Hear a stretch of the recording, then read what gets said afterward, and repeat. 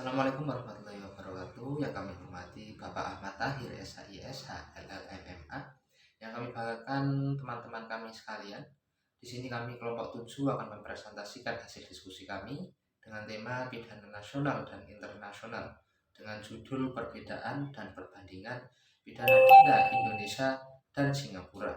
Adapun kelompok kami, Danu Al-Fadiansyah, Buat Adila Nuriska, Amalia Nur Fauziah, Andrini Putri Safariskullah, dan Asyad Ghubalillah. Konsep pidana denda Indonesia. Pidana denda merupakan salah satu pidana pokok yang tercantum dalam KUHP pasal 10, pasal 30 dan pasal 31. Dalam pasal 10 KUHP disebutkan bahwa pidana terdiri atas pidana pokok dan pidana tambahan.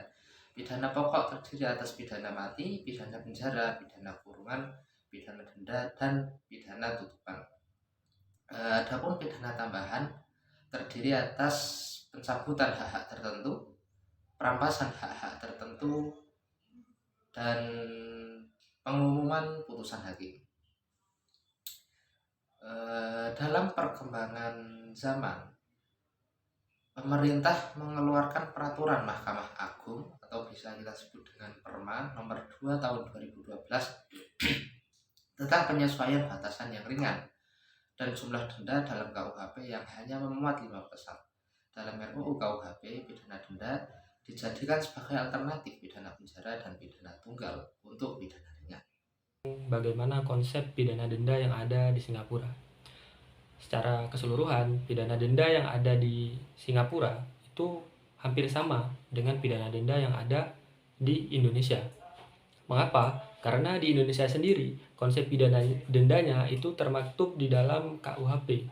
Nah, begitupun sama dengan di Singapura, konsep pidana dendanya itu termaktub di dalam Penal Code ataupun KUHP-nya Singapura. Nah, dalam KUHP-nya Singapura ataupun Penal Code itu memaktub semua pasal-pasal mengenai keamanan negara, ketertiban umum, tentang keamanan presiden, kejahatan sosial, dan lain sebagainya. Itu semua termaktub di dalam Penal Code. Maka konsep yang sangat mencolok dari konsep pidana dendanya Singapura itu mungkin terletak di nominal yang akan dikeluarkan oleh pelaku yang terkena denda itu, karena nominal yang akan dikeluarkan itu sangat fantastis tinggi begitu. Nah, berkisaran antara jutaan rupiah hingga puluhan juta rupiah apabila dirupiahkan.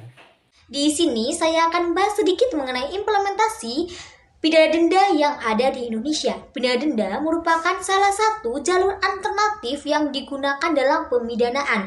Namun, dalam proses pemidanaan dan penerapan dalam pengadilan, pidana penjara dan pidana kurungan masih digunakan atau sebagai pilihan utama bagi para hakim dalam memutuskan suatu hukuman dalam suatu perkara. Sedangkan pidana denda digunakan untuk memutuskan hukuman sebagai suatu perkara atau tindak kejahatan yang ringan. Hal ini dikarenakan pidana denda di Indonesia masih terbilang sangatlah ringan dan mudah untuk dibayarkan.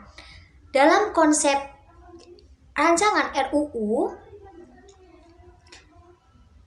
bagi yang tidak bisa membayar, ada pengganti pidana denda yang tidak bisa dibayarkan. Hal ini bisa diterapkan apabila terpidana tidak mau atau tidak mampu dan tidak memiliki barang atau uang yang dapat digunakan untuk membayar denda tersebut.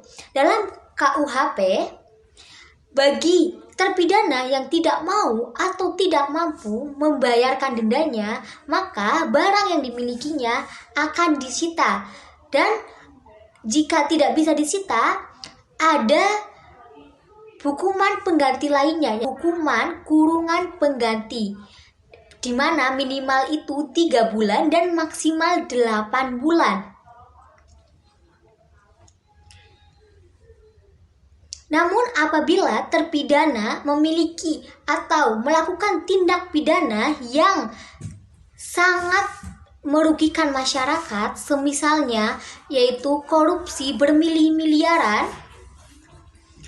maka terpidana akan dikenakan sanksi atau hukuman kurungan dan juga barang-barang yang dimilikinya akan disita. Agar pidana denda dapat dijalankan dengan efektif, maka pidana denda tersebut ada penerapan aturan paksa di mana itu terdapat pada pasal 148. Di Singapura, pidana denda ditentukan jumlah minimum umumnya, tetapi tidak ditentukan jumlah maksimum umumnya secara jelas. Jumlah maksimum ditentukan secara khusus dalam setiap pasal-pasal yang mengatur mengenai pelanggaran atau tindak kejahatan tersebut. Rata-rata ancaman denda di Singapura berkisar antara 0,25 sen sampai dengan $300 Singapura. Ancaman denda yang tertinggi yaitu $10.000 Singapura yang terdapat dalam pasal 251 KUHP atau Kode Penal Singapura yang membahas mengenai pemalsuan mata uang. Di sini saya akan memberi kesimpulan dari pemaparan teman-teman yang tadi sudah dijelaskan tentang pidana denda. Pidana denda merupakan sanksi yang dijatuhkan pada pelaku tindak pidana sebagai efek jera dengan membayar sejumlah uang yang telah ditetapkan. Jumlahnya sesuai dengan tindakan pelanggaran yang dilakukan. Pidana denda memiliki tujuan yang sama dengan tujuan pidana lainnya, yakni untuk mewujudkan tertib hukum agar menimbulkan ketentraman dalam kehidupan. Nah, di Indonesia sendiri, pidana denda merupakan pidana pokok yang tercantum dalam pasal 10, pasal 30, dan pasal 31 KUHP. Dalam penerapannya, pidana cenderung digunakan untuk tindak kejahatan ringan karena denda di Indonesia dianggap masih ringan dan mudah untuk dibayarkan, sehingga pidana denda jarang digunakan sebagai pilihan utama dalam memutuskan hukum suatu perkara. Dalam konsep rancangan undang-undang dirumuskan bahwa pengganti pidana denda yang tidak dapat dibayarkan yang dapat diterapkan jika terpidana tidak mempunyai barang atau uang yang digunakan untuk membayar denda.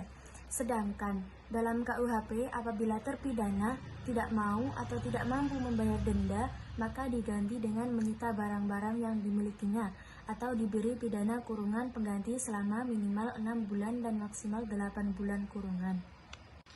Nah, di negara Singapura, pidana denda dimuat dalam Peraturan Hukum Pidana Singapura atau Penal Code.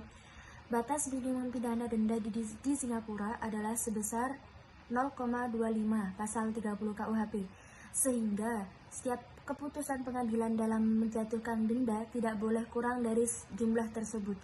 Dalam KUHP, pidana denda tidak ditentukan minimum umum, namun tidak ditentukan maksimumnya juga. Batas penetapan jumlah maksimum disebutkan secara khusus dalam setiap pasal yang berkaitan dengan jenis pelanggaran yang dilakukan. Hanya itu yang dapat saya sampaikan. Selebihnya mohon maaf. Wassalamualaikum warahmatullahi wabarakatuh.